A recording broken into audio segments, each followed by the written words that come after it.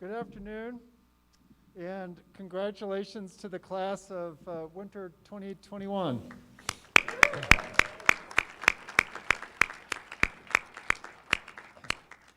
Graduates, family and friends, we are so happy to have you here.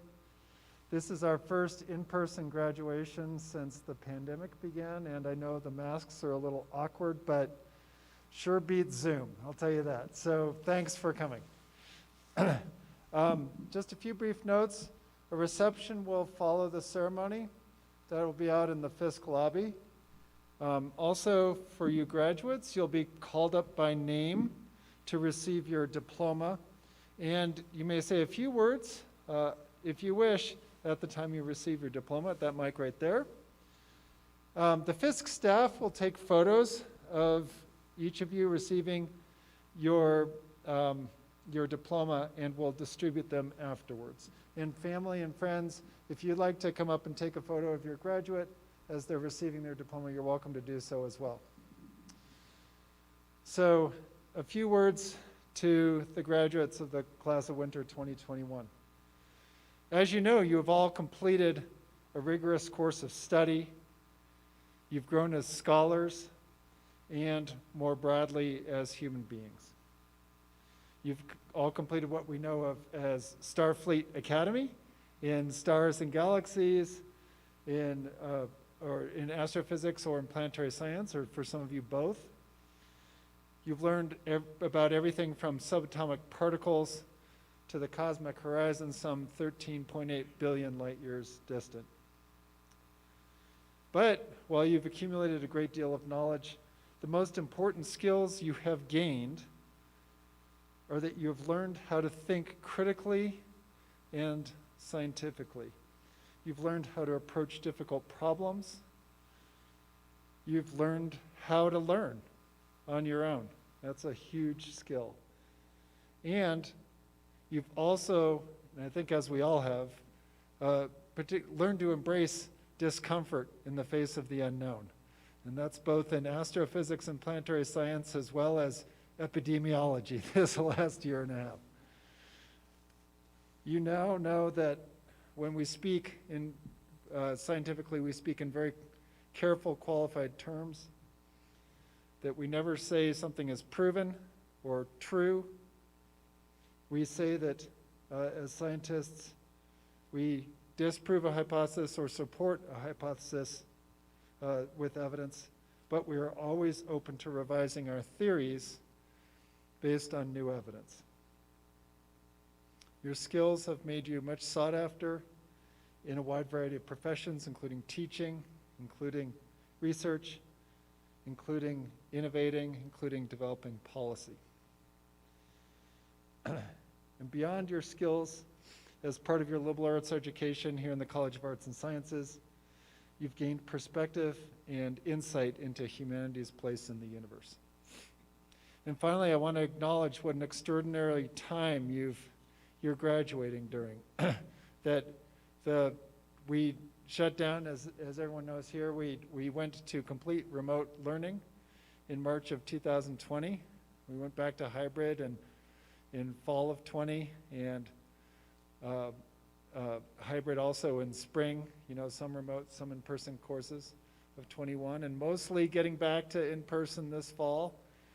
But that, in addition to being intellectually difficult and difficult for learning, has been very, very difficult psychologically, emotionally, socially for everyone in our community, but no one more so than you, our students. So you have accomplished an extraordinary feat, which is to successfully graduate in this extraordinary time. So I want to congratulate you and acknowledge that especially. Astronomy is an age-old endeavor and a field that touches us all. You are now experts and ambassadors with a truly cosmic perspective. Congratulations to our graduates.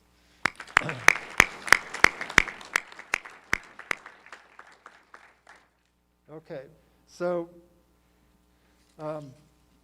I would now like to introduce Nick Conant. He's our planetarium theater operator, and Lizzie Wild. She's an APS graduate of 2020 who didn't get the chance to present in person during her own graduation. And they are going to together present a brief presentation on our beautiful digital dome of astronomy. Thank you, Nils. Hello, everyone. Welcome to the Fisk Planetarium. As you mentioned, my name is Nick Conant. I graduated here with my degree in astrophysics in 2014, and I especially want to point out Ms. Lizzie Wild back here, she graduated in 2020 and did our virtual presentation, but now, as is tradition, gets to navigate for this live presentation for you all, so you can see some of the things that your students have been learning throughout their careers here at CU Boulder. And students, for those of you who have been to the planetarium so many times, you'll be able to regale to your parents and loved ones, your friends and family, about the sort of things that they see in this presentation, because I'm sure that it's been difficult to communicate to them the sort of things you're learning over the last few years. Now, let's go ahead and truly get started. Let me actually first grab our laser pointer, because that will be helpful. Very nice. And if everyone can look up at the top of the dome here, this is the first lesson of astronomy. We call this up. And if you can follow my laser down this way, you'll notice that we have exit signs here that are not above the doors, so in case there's a power outage, or if for some reason you should need to exit, please don't head straight for the exit signs, head just to the right of them, because it's about to get really spacey in here. By that I mean dark. Lizzie, do the thing. Here we go. All right, we are starting in a very traditional fashion today at sunset. And can we also throw in a beautiful panorama? Let's imagine that we're on campus in Farron Field, and we're going to watch the sunset tonight. In fact, if you were to follow my laser down over this direction, you would see the waxing gibbous moon rising as the sun is setting. And let's go ahead and do that now. Let's go ahead and let the sun set. The moon will rise, and we'll see some bright planets come out. Does anybody recognize the brightest one right above the Flatirons tonight? Venus, indeed, and Jupiter, Saturn. We have a lot of very bright planets. I might have stolen some of the wind here from your students who would be able to tell you these tonight, but maybe you can go out there and point at them. You know, yesterday really blew me away. It was so windy that makes for great skies tonight. Let's hope. All right. Now, we are really setting into sunset. If you look up at the stars, this is the view of the universe that we will always have, is a view from the Earth to look up at the cosmos. Now, one of the things that has been recently troubling astronomers is the advent of light pollution. The last few hundred years, we have been slowly losing touch with the night sky, and we're simulating that here in our planetarium with this sort of dim haze washing out the beautiful starlit sky, the ones that astronomers for eons have looked up to and drew the favorite constellations, told stories, remembered their ancestors. So Lizzie, will you please send us up to the Rocky Mountains into a truly dark night sky?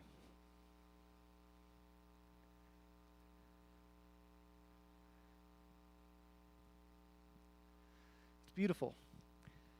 It's no wonder people study this astronomy. The furthest you can look in any direction is up. And when we look up, we start to see, of course, the moon, and nearby tonight are the seven sisters, the Pleiades. We see the head of Taurus the bull and the hunter Orion. Of course, there's no one right way to see the stars. It really depends on if you think Taurus looks more like a tuning fork and maybe Orion looks more like a turtle with a shell and 4 legs crawling up the sky. And the brightest star of the night sky is Sirius, down here. So there's no truly one right way to see the stars. But alas, you'll hear some consistent stories from your graduates. In fact, what we'll do now is actually do something a little bit peculiar for astronomers. We're going to travel into outer space and look back down at our planet. because this is also what a lot of astronomy is about, Earth science.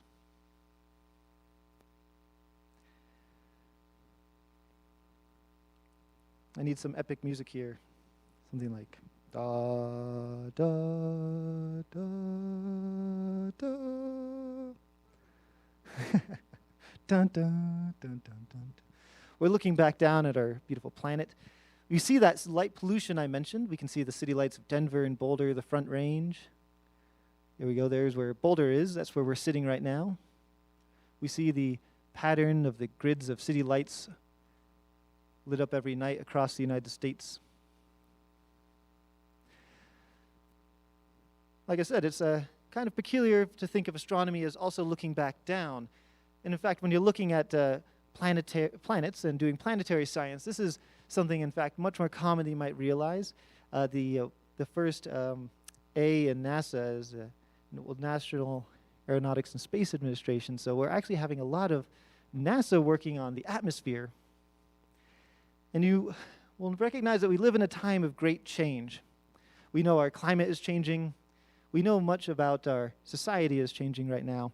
So studying our Earth isn't necessarily just about studying the Earth science of it, but also as your students have coped throughout a pandemic for the last year and a half and learned how to study not only astronomy, but their place on Earth within society.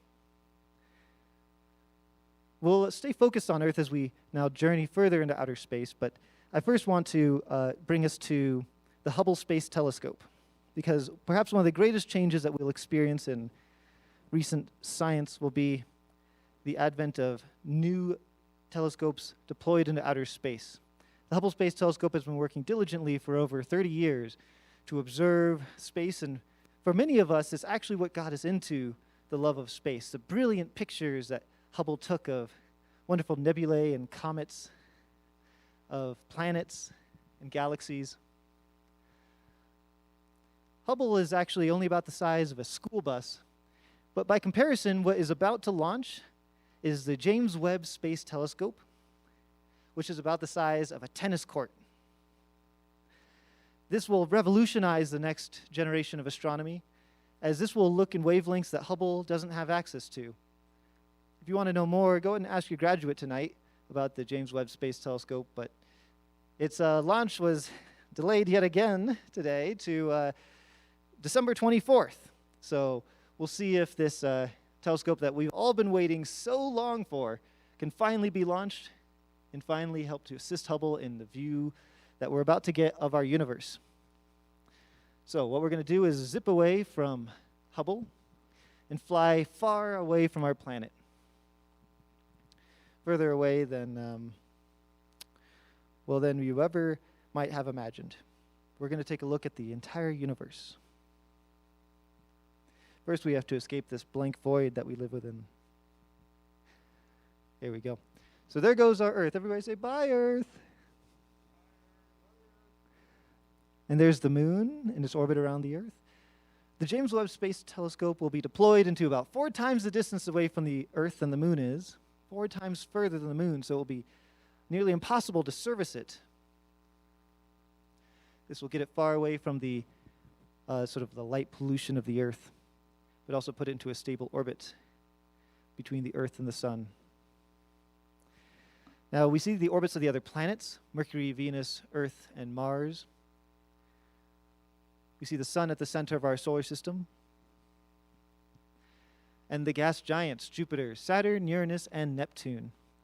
Now, I'd be remiss to mention that these graduating students, I assume that for many of them, their average age might place them around the time that our favorite not planet was demoted. You might remember in 2006, around the age that many of you are probably learning of the solar system for the first time, was when Pluto was reclassified from a planet to a dwarf planet. And well, we'll mention it here for posterity. But let's go ahead and look at the solar system at an angle, and you'll see exactly why we reclassified Pluto. It doesn't, one of these things is not like the other. There we go. We've always grandfathered Pluto in, but now we know because of recent discoveries in astronomy, that Pluto is not alone. In fact, it's one of some 3,000 objects out here in the Kuiper Belt that have been discovered. Many more that will be discovered in the near future. Here are a few of the other dwarf planets that are similar in scale to Pluto and also orbit the sun in these kind of exotic orbits. Now, remember that we're still focused on the Earth, but we're going to zoom so far away that the Earth will become a single point, the pale blue dot, as Carl Sagan referred to it. In fact, we'll actually focus on just our sun as a single star amongst a sea of stars.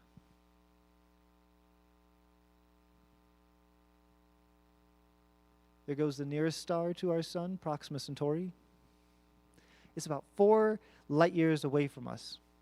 And in the last few years, we've discovered that there is, in fact, another planet around the closest star system to us, around the Proxima Centauri system.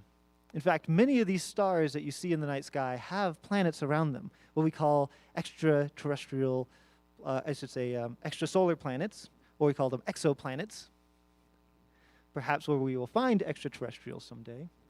Now, the Kepler Space Telescope has been observing, at least it observed a long time ago, and eventually, by a long time ago, I mean a few years ago, eventually broke down, but it observed a number of exoplanets throughout our galaxy, all of which we know contain other worlds.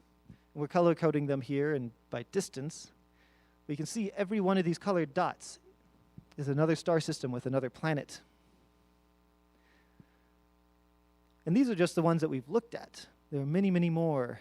In fact, there are so many stars that as we continue panning out, we'll see the full expanse of our galaxy.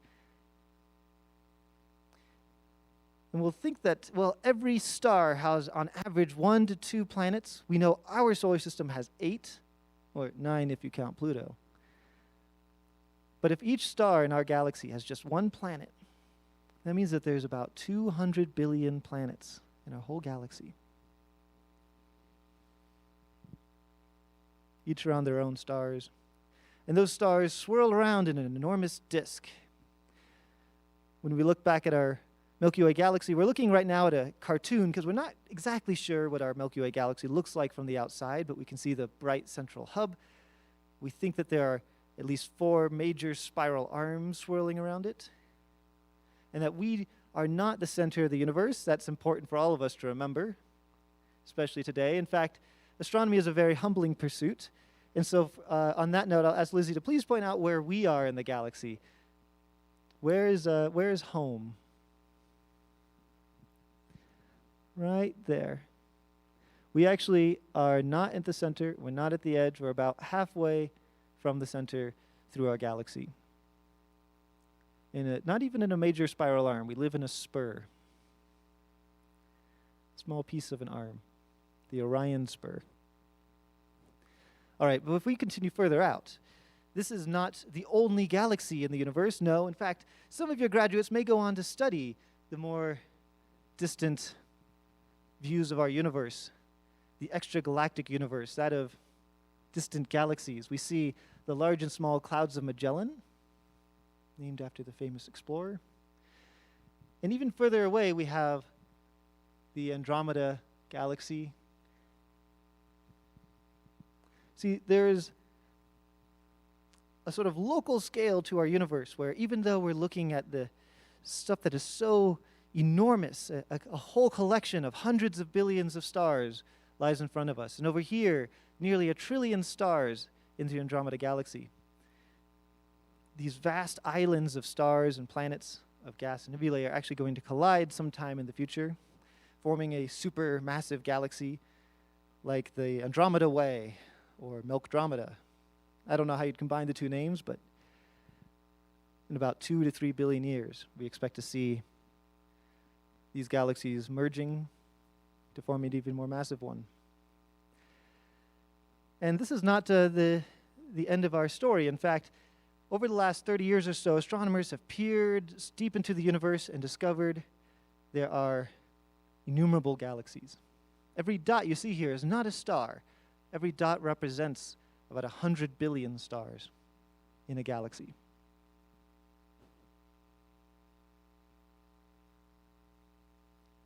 We'll even add pictures onto each of these. Try to give us a sense of the true enormity of the galaxies we're looking at.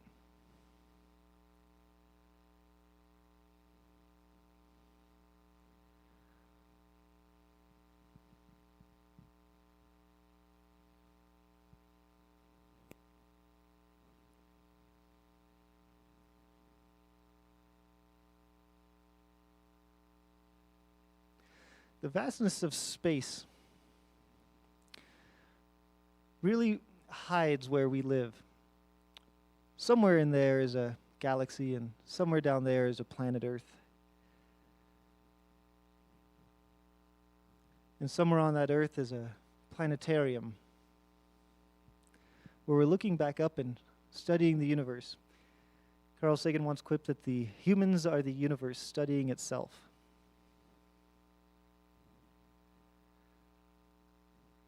Well, there's even more to it than this, and to really blow your minds, we're going to reveal that the furthest extent that astronomers have really studied of the universe extends nearly as far away as to the observable edge of our universe, where we can't appear any further back in time. We can't peer any further away than the galaxies that we will soon see. Each dot, I'll remind you, is an entire galaxy with 100 billion or so stars. And in fact, of all the galaxies that astronomers have detected into space, there's still more left uncovered. You can see large swaths of emptiness to the left and right on our screen because we haven't looked there yet. In some cases, it's difficult for astronomers to peer through our galaxy. Our flat Milky Way galaxy is so dense that this actually presents a problem of how will astronomers continue observing space?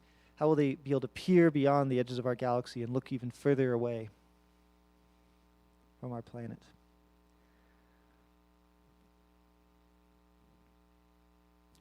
Now, to look any further away than this, we'll be looking further back in time, and you'll have to ask your graduates about how that works. But we are looking so far away from the Earth that the light from the early universe has finally had time to reach us, and we see the furthest distance view of the cosmos that we can see, the cosmic microwave background. You hear this as static on your radio. About 10% of the static on your radio is coming from the baby picture of the universe, from when light had just been emitted from a universe only 400,000 years old. And that light has traveled throughout the age of the universe to reach your radio, create that static. The entire universe, we believe, contains as many as 20 trillion galaxies. And each of those contains about 100 billion stars. So I think that puts us at, is that 2 septillion stars in the universe? I shouldn't do math while I'm doing commencements, but let's actually travel back through them and try to find our place within this huge mess. It looks like we're at the center of all this, but remember, you're not the center of the universe. This is just where we are looking at it all from. Some of you may observe these galaxies or distant planets, the exoplanets, using the James Webb Space Telescope or Hubble. You may launch other missions to distant planets in our solar system, or telescopes to look at these distant galaxies.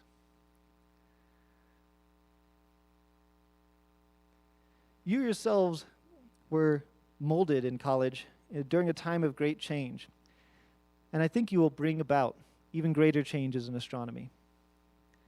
Because for what we know of it now, it hasn't been the same.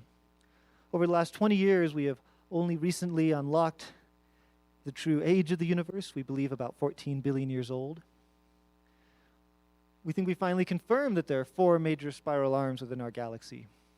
And we have just scratched the surface on exploring the other planets around distant worlds, the exoplanetary systems that we showed you here.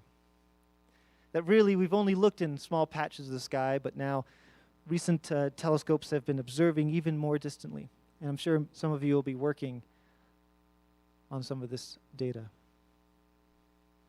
We now know that we're not exactly alone in space. In fact, the nearest star system to us contains an exoplanetary system itself.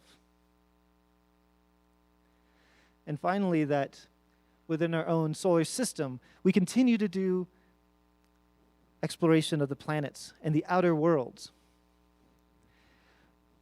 When you were first entering school, you might have learned that Pluto is no longer considered a planet. We have discovered so far-flung and interesting objects in space that we actually can recategorize a whole section of objects, just like how the asteroid belt created a whole new realm of astronomy, where there's now some 500,000 to 1 million objects between Mars and Jupiter in the asteroid belt. We have discovered the Kuiper Belt, a new home for our nearly forgotten friend Pluto. But also, we reminded that the Earth itself is changing, not only in its climate, but in its societies and civilization. So I hope this can help ground you to remind yourselves that you will perhaps live your entire lives on the Earth, as the astronomers before you have as well. And that when you look out into space, you're connecting with something that actually unites us all. It doesn't matter which country you live in, which creed you're a part of, any worldview, belief system, religion or philosophy, they all are connected by the night sky.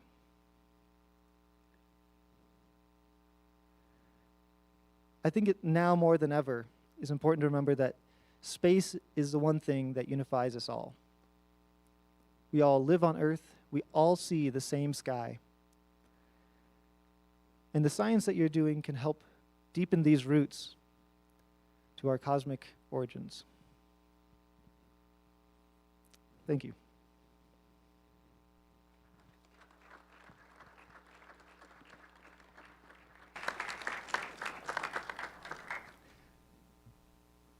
Back to you, Nils. Thanks, Nick, and thanks Lizzie for some wonderful expert navigating. So, do you feel small? I do too. So it's with great humility that I announce our next presenter. It's Cameron Pazel, who is going to speak as the undergraduate student speaker.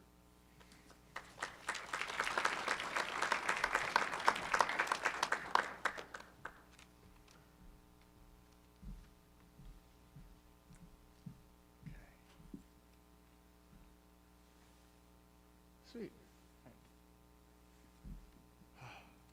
Hi.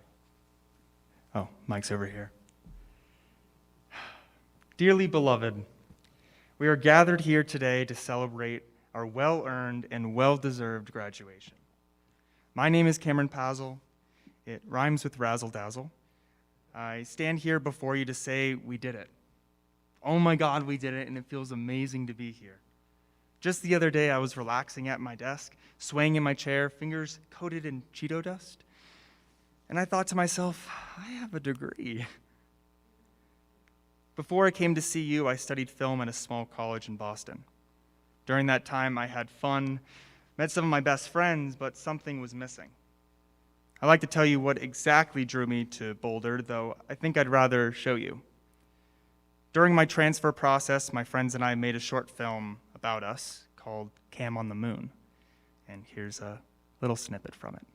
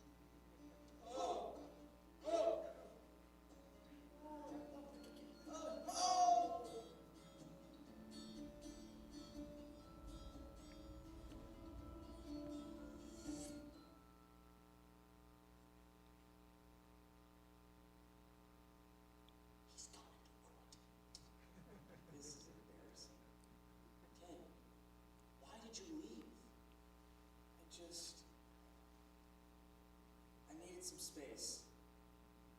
Space? Space. Like space. Yeah. But Cam, how are you gonna get down now? I don't think I can. But things do look pretty cool from this angle. I'll be okay. I'll be okay.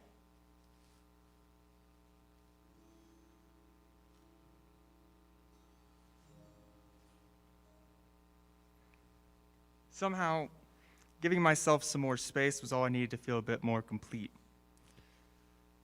I could study the nature of our universe and how the matter in our universe interacts, and I could make a film. Oh no, go back. I could make a film about farts, and nobody would question it. So that completes me. Let's see. I've been in college for almost 6 years now, completing my 2 degrees. I've watched my closest friends shuffle in and out of school and move on with their lives. So as I look in front of me, I see a lot of people I may not know that well. Yet, I feel so close to each and every one of you because we all have the same passion. That same love and drive for the stars and planets above us. That same drive to tackle problems head on. That same drive to correct others when they say, "Wow, I love astrology."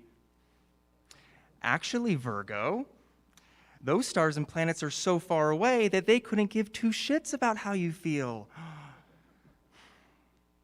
I'm supposed to give you guys some advice. Maybe an equation that makes life seem easy. Maybe something like this. Let's see. Optimism plus gratitude leads to abundance of energy in your life. Sounds pretty nice. Though if that were true, then so would this. Energy minus optimism leads to gratitude. Just some simple algebra shows that life isn't that simple. Life can suck sometimes.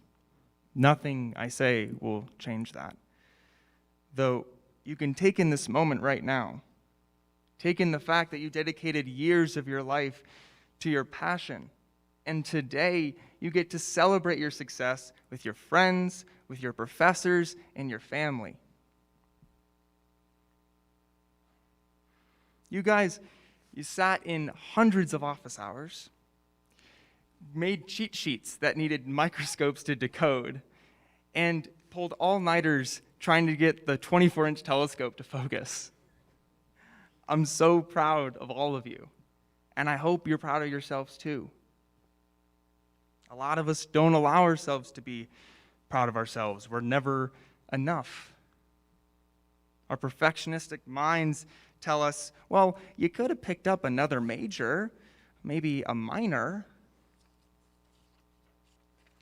This is something I dealt with a lot throughout my years. If I were a computer program, my first line of code that would run would be, what's the next thing I should be stressed about? And it's not a fun script to run. You're constantly worrying about the next task and keep telling yourself, oh, if I start this homework now, I'll have more time later. And the sad thing is that time later never comes, because every moment you have free time, you fill it with more work. And it's a horrible way to live. One of my friends gave me some advice that I'd like to share with you. Now, I'm a big calendar guy. I love making schedules. Obviously, I'm trying to optimize my life. And what my friend said was, okay, in your busy schedule, I want you to make a block of time each day to me time. Now, that's not time for you to work on your resume or to find a new hobby or to hone in on your skills and become more perfect. No, it's giving yourself space to see where you gravitate to see what you want to do rather than what you think you should do. Sometimes I'd want to play the guitar, sometimes I'd just sit on the floor and stare at the ceiling. And then all of a sudden, school wasn't so scary anymore. Classes became easier because school was no longer my entire identity. Tuesday wasn't just for studying. Tuesday was studying for 2 hours and then solving Nancy Drew mysteries in my friend's basement. And this applies not only to school, but also your career and whatever else you decide to do after this. So here's what I'm saying. Be proud of yourself. Celebrate this amazing accomplishment. Enjoy this day. And I encourage you to explore, to be creative, and to give yourself some space. Thank you.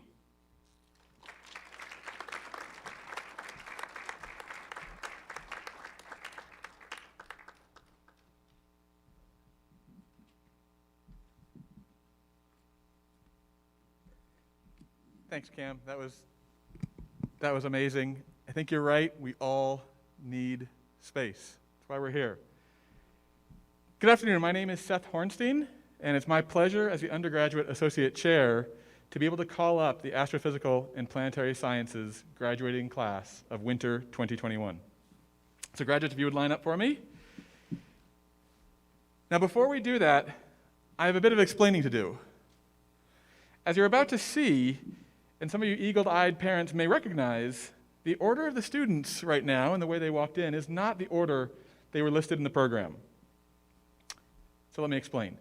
In 2018, there was a national study led by the economics department here at CU that found that students whose name were at the front of the alphabet tend to be recognized more and even have more success due to our tendency to alphabetize nearly everything in life. From where you sit in the classroom, to when you get to go up to the buffet, and yes, to even when you get your degree. So today, to even the playing field one little bit from what they deemed alphabetic injustice, we're going to go in reverse order. So students, when your name is called, please come up and receive your diploma from Dr. Halverson. Pause for a moment so your parents can document your accomplishment before you make your way to the microphone, at which point you have the opportunity to say a few words if you wish, completely optional. Parents, please, when your loved one is coming up, please feel free to get as close as you want. It's dark in here. Don't be the one that goes home with a blurry, grainy photo that you think somewhere in there is your child getting a diploma. So without further ado, let's begin. Corbin Ehrman.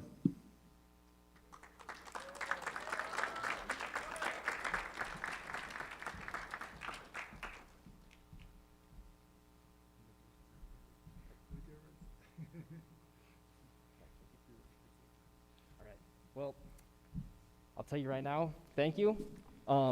This is an honor, being called up at the last of the alphabet. I don't really get that often, so this is very weird to me. I usually get to see people do this first. But I'd like to say thank you to my friends and family, all my support group. Thanks for dealing with all my stress, or at least helping me. And thanks for dealing with all the fun facts I come away from class with. So I know you hear them like 5 times at least a month, so they don't turn into fun facts. Thank you.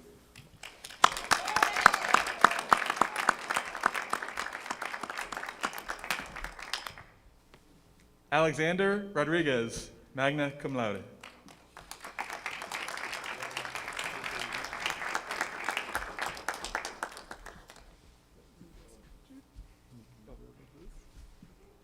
Thank you. All right, congratulations. Thank you. Yeah, it's crazy how fast these 4 years have gone by. I would like to thank my amazing family over here in the front row, also my amazing professors for inspiring me throughout this really challenging time in all of our lives, I think. They inspired me to go on to graduate school and really pursue everything I could have ever wanted in life. So thank you, everyone.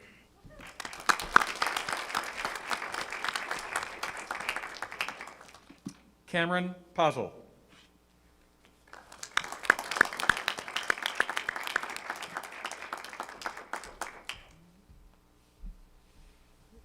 Congratulations.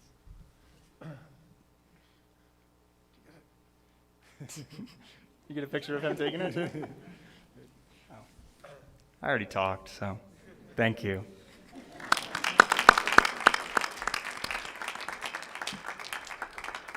Anastasia Morgan.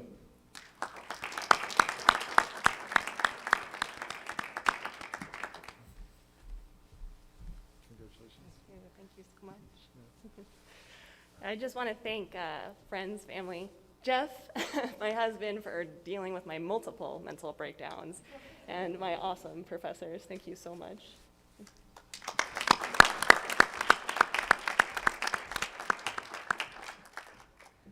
Daquan Foreman.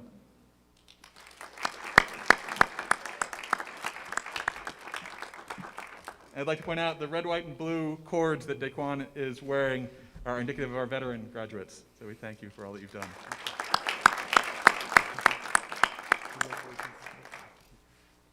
I just want to thank friends and family for really helping me this last semester, definitely. I've been stressed out, so thank you. This is for you.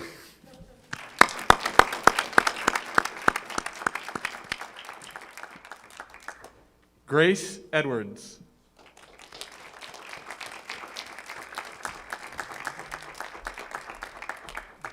Congratulations.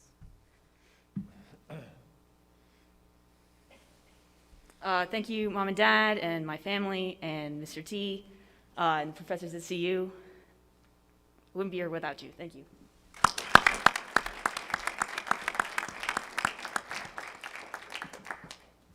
Simone Cardenas Castanari.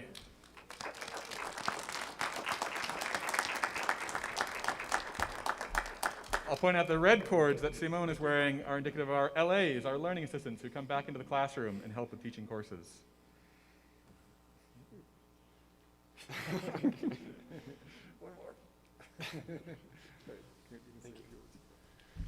Hello. I'd like to thank my parents, my grandparents, my sister and her husband, and my brother. All have helped me in different ways, in really helpful ways, so thank you. And I'd like to thank John Keller as well. He's helped me a lot in my journey to this point. So thank you all.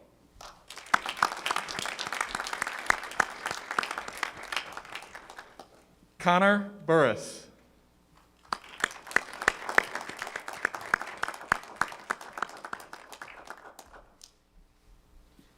Congratulations.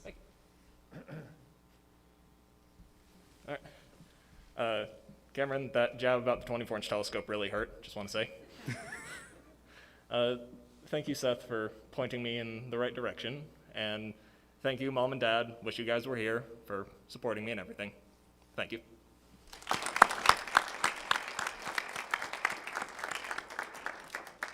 And last but certainly not least, Judith Burfalk.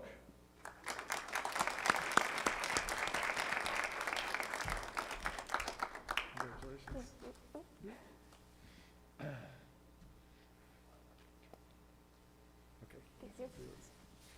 I would like to also thank my family. They've been very good support for me throughout this whole thing. My husband, Jason, and my mom, who's watching from Hungary. Sianyu. You want to know Caitlin? My friends and my awesome professors. Thank you.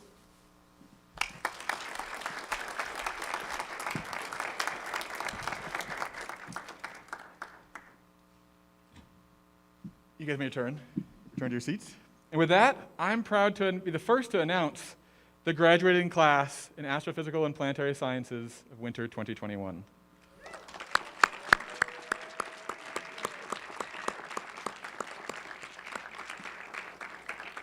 We'll do a more formal group photo in front of the planetarium, in front of our new solar system model, immediately following the ceremony.